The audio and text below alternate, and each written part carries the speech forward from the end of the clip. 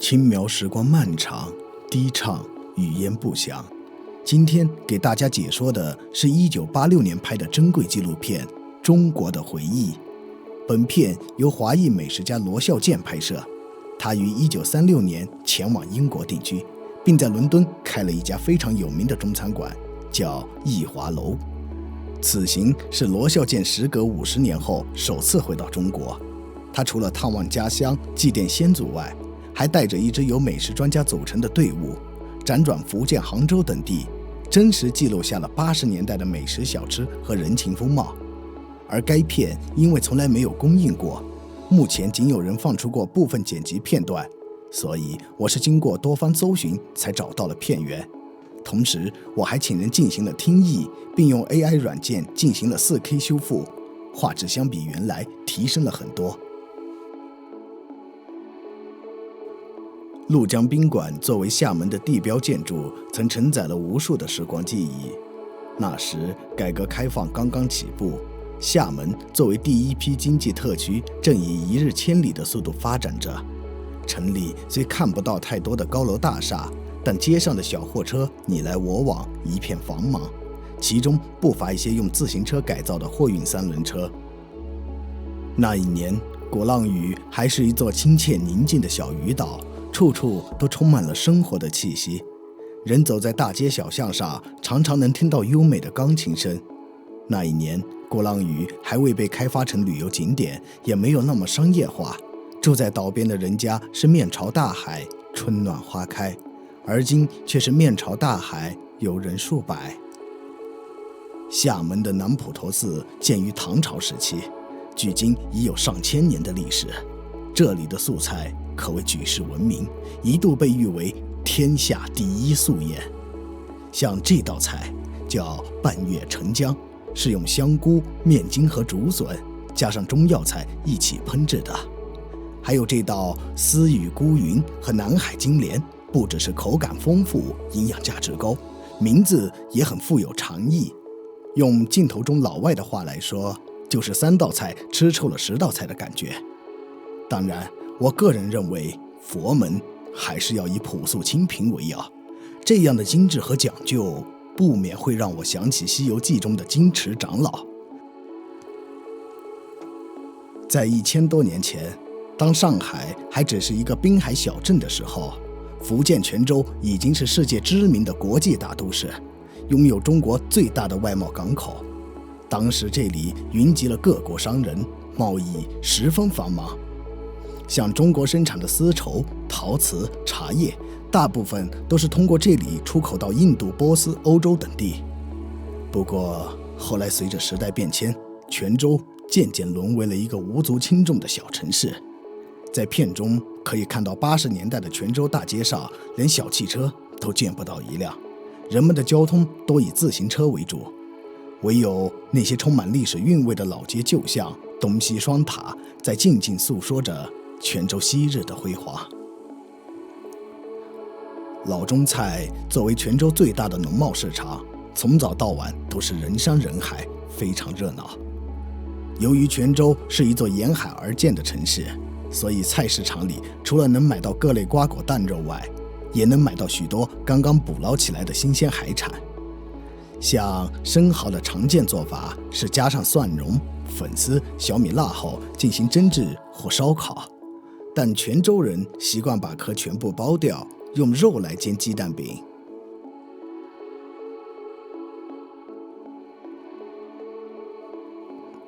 一路舟车劳顿，几经辗转，罗孝健终于回到了故乡福州。福州别称榕城，因此道路两旁全是拔地而起的榕树。这是一座存在感很低的城市。像我是今天才知道，福建的省会是福州，而不是厦门。或许是离开的时间太长，或许是昔日街巷的早已改头换貌，罗孝健并没有太多的感慨，唯有横跨于闽江两岸的大桥，能让他感受到那故乡特有的亲切。这座大桥始建于宋元时期，当时叫万寿桥，后来几经修缮拓宽，从1971年改称为解放大桥。福州除了母亲河岷江外，还有数十条内河在城中纵横交错，所以清理淤泥疏通河道是人们的日常工作。此行，罗孝建还回到祖宅罗园祭奠了先祖。从那2层的西式洋楼和曲折别致的花园可以看出他的家世非常显赫。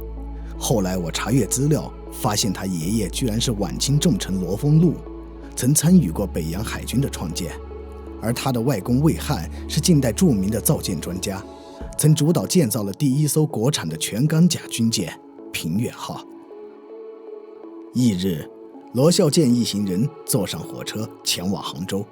根据票价不同，车厢里依次分为硬座、硬卧、软卧3个等级。而中国从1984年才开始颁发居民身份证，所以出门旅行时要拿着单位开具的介绍信，证明身份后才能购买火车票和汽车票。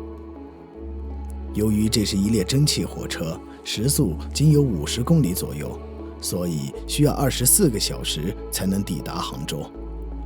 像美国、苏联早在50年代就停止了生产蒸汽火车，而日本更是在1964年就建成了世界上第1条高铁。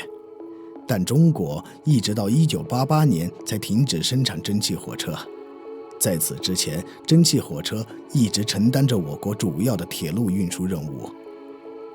后来，随着改革开放的飞速发展，中国的铁路和火车在短短的几十年时间里，从曾经的追赶者变成了今天的领先者。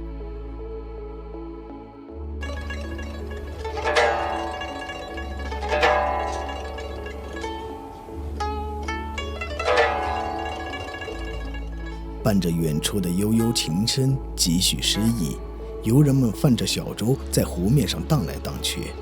曾经多少诗人墨客在西湖留下了千古绝句，像什么淡妆浓抹总相宜，相信大家都快听吐了。所以我很喜欢苏轼的另外一句：春山犹是小蛮针线，曾诗西湖雨。虽没有华丽的描写，但颇有意趣，经得起细品。常言好山好水出好茶，产自西湖畔的龙井茶素来以清幽雅致的风味风行于世，在清朝还被列为了贡品。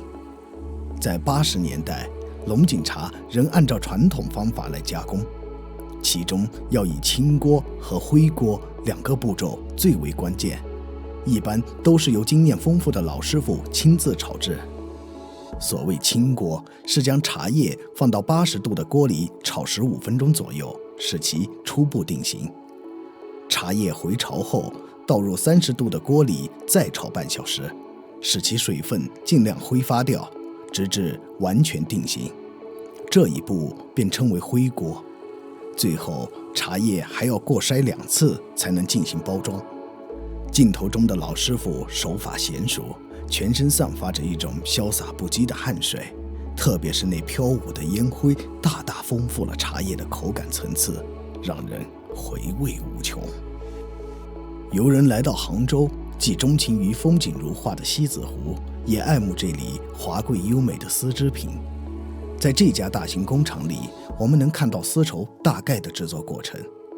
首先，蚕宝宝在化蛹前会不断吐丝，把自己包起来，形成一颗茧，这便是我们常说的作茧自缚。然后把蚕茧放到热水里，使丝胶和丝素自然分离后，便可以开始抽丝。接着将蚕丝重新纺成丝线，送去染成各种颜色。正常情况下，一颗蚕茧能吐出1000多米的丝，7到8根蚕丝能合成一根线。最后把丝线放在流水线机器上，便能编织出各种精美的丝绸。在离开杭州时，罗孝建特地买了一瓶大补酒，同行的老外尝了后赞不绝口。不过当他得知瓶子里泡的是一只蜥蜴时，表情便瞬间复杂了起来。最后，罗孝建一行人前往上海和北京，品尝了当地的各类美食小吃。而我之前已经多次解说过这2座城市，其人情风物要比本片更为丰富，所以这里我就不再多加赘述。喜欢历史影像的朋友请持续关注，如果你觉得我的作品还不错，请长按点赞支持。